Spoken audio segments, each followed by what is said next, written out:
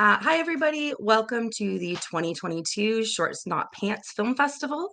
I'm here today with Emma Richardson, who's a writer producer on I Live with the Devil.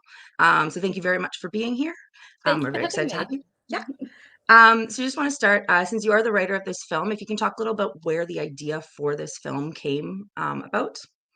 Yeah, so I was writing some projects and things were starting to get a bit of traction for me, and then COVID hit, and then everything just got turned, upside down in our industry, and no one knew, productions were shut down, no one knew what was happening, and I thought, gosh, I really want to still make something. How do I do this? And then I was like, I'm going to make a film. I'm just going to make a film. It's in COVID times, but just do it. Let's just do something positive. And then I was searching for some new ideas, and I thought, well, as a writer, you kind of look to yourself and go, well, what can I write that's truthful and honest, and that's where I Live with the Devil came from, because I thought when I write, my best writing is always when I write from a place of personal experience, and so this is probably the rawest and most vulnerable I've ever been in a script. It's the devil is my anxiety, and I drew on the battles I've had since I had children about what it's like to live with that daily struggle with anxiety, and that little devil in your head where it's like, oh, but did you switch the light off? Are your children still breathing? All these crazy thoughts that well, they're not crazy, but you know that your children are still breathing, but you have to then go check. So that was where it came from, and that's why I tried to write something, and that was just the thread, and then it all sort of started to fall into place about hopefully a situation that's never happened, thankfully, to me, but hopefully it was relatable to those that hadn't suffered with it and could still be cinematic and entertaining is a loose word, something so dark, but had a narrative to it. So that's where the inspiration came from, was from myself and my battles. And then I guess, can you talk a little bit about navigate? Because obviously it's very difficult subject matter. It is very dark. It's also very sensitive subject matter. There are a lot of things that don't handle it particularly well. This is not one of those films. It's very well done. The direction as well, which I know you aren't the director, but the director that really gets inside the character's head. It is very much kind of like it very much captures her kind of point of view and being in her head. It's quite unsettling to watch at points. Yeah. Um, but maybe you can talk a little about navigating that, and kind of building that in a way that's truthful, but also kind of sensitive to what it is. I think so when I sat down, I'm going to write about anxiety. It was like, how do you write about a feeling? And how do you show a feeling? And that was my biggest challenge, was to first kind of, because anxiety it's all internal, it's all your heart's racing. How do you show that? And how do you show the subtleties of it, that you're having a conversation with someone, but actually your head is not there at all, and you're in this anxious place. So that was my biggest challenge. And then I kind of drew on the therapeutic approaches from meditation and CBT, and kind of to navigate that sort of structure in it.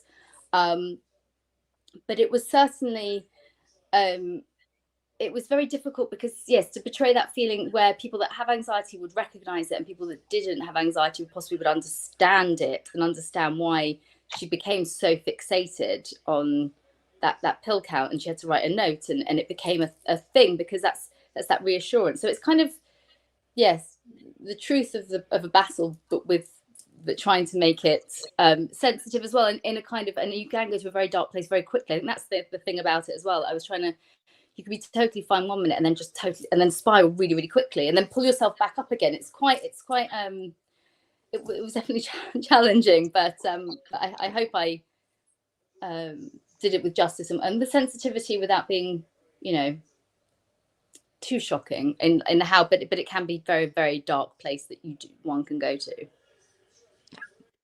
Can you talk about any maybe challenges in making this film?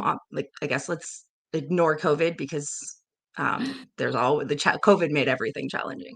But I think the biggest challenge was, it was the original script was 28 pages, which for a short film, and my first short film that I was producing, seemed a bit bonkers.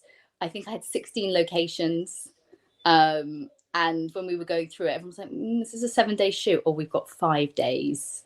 And then we ended up filming it in the summer, well, sort of spring, summer, sort of beginning of June. But I wanted it set in winter or dark. It didn't have to be necessarily have to be dark. So then we were shooting.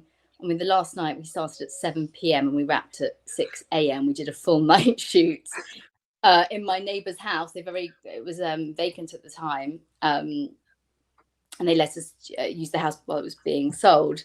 So yeah, there were lots of challenges because the sun wasn't setting till about 8 at night, and we wanted to film in the darkness. So that became a bit of a challenge. But yeah, it was otherwise, we had 40 people trying to move around on a low budget for all these locations, but yes, thankfully, we pulled it off, which was wonderful. Yeah, and I went through also, if you can talk a little bit about the choice to end it where you do, just because it's an interesting place to end. It's kind of she's on that upswing, but also you cut to black before anything's fully Yeah. resolved. And it's kind of like an upswing and then kind of a little downswing and then kind of it's cut off. Again, in a very it could very much go either way. That after that could end up being a very positive resolution, being a very devastating resolution, and you don't quite give us either. I think what I wanted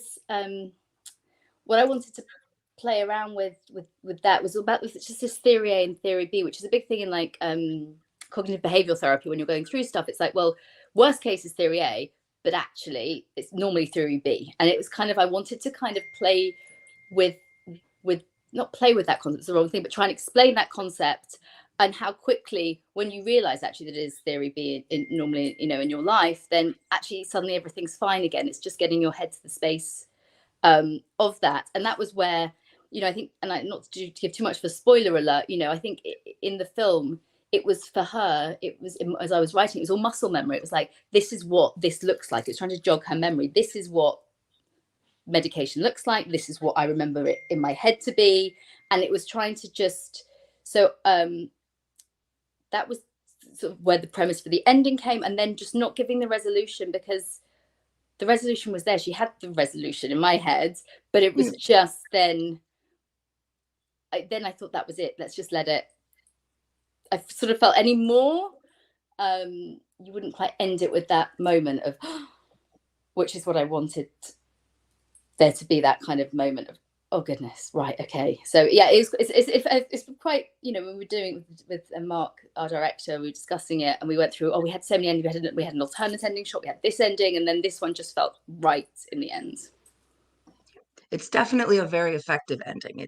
It makes, I mean, the short's already very memorable, but that really kind of like punches it home and makes it very hard to forget, and then keep thinking about it for days afterwards, which is always a good thing. Yeah, I will say that as a compliment. Yeah, it's always a good very thing. much. I mean, I watch a lot of shorts because I program for this, so I saw 260 something for this, and this is one that definitely stuck with me, because sometimes they all kind of just mesh together because there's so many, and yours definitely stood out, which is always a plus. Oh, thank you. That's really kind. That means the world to us, because our team worked so hard on this film, and it was, I think we did go in. I think this is probably the 28th version of the edit that we did. It was the first edit was 28 minutes, then we got it down to like 20. So we really tried to keep it pacey but breathable. So I'm very delighted to hear. Thank you so much. It means so much to me. So thank you. Yeah, no problem at all. And do you have any current projects you're working on? I know you just finished a short film. Is there anything else, or sorry, a feature, you said? Is there anything else you're working on going forward that we can kind of keep an eye out for? So so I just actually, I wrapped at about 7 o'clock last night on my first film that I directed, called Unthinkable Conversations.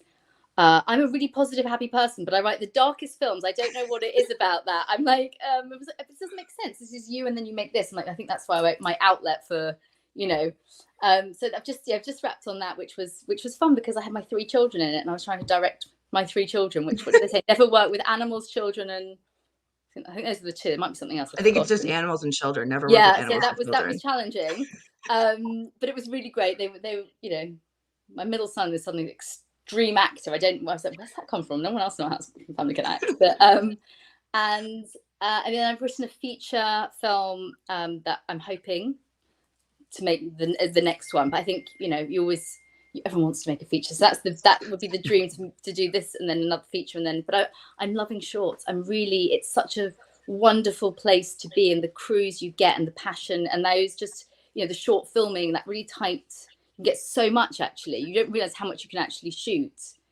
Yeah. When you just go, well, we're gonna make a short film, because we did it in 2 days and it's gonna be about 10 minutes long, and we got so much footage in 2 days, if you really, you know. So I'm loving that creativity as well. Great. So again, thank you very much for being here with us. Thank you. We really appreciate it, and we are very excited to have your film in the festival this year. Oh, I'm so excited. Honestly, as I said, it's my first time out on the circuit, so it's just beyond exciting. And I wish I could get to Toronto and like be with you guys. It's like one of those like things. I was like, can I go to Toronto? So my husband's like, you've just shot a film. You cannot leave me with the children again. Like, okay, all right, next time. So I'm gonna my next film I'm gonna send over to you as well, and hopefully next year I can definitely be there. I would love Excellent. that. Yeah, that would be fabulous. We're looking Brilliant. forward to seeing it. Yes, thank you so very much for having me. I've had such a lovely chat with you, and it's nice to remember as well, because, you know, you make them a while ago and then you come and revisit. It's like, oh yeah, that's really amazing. So thank you. Yeah, excellent. Thank you so much. I guess goodbye. Goodbye. See you. Take care. Yeah, take care.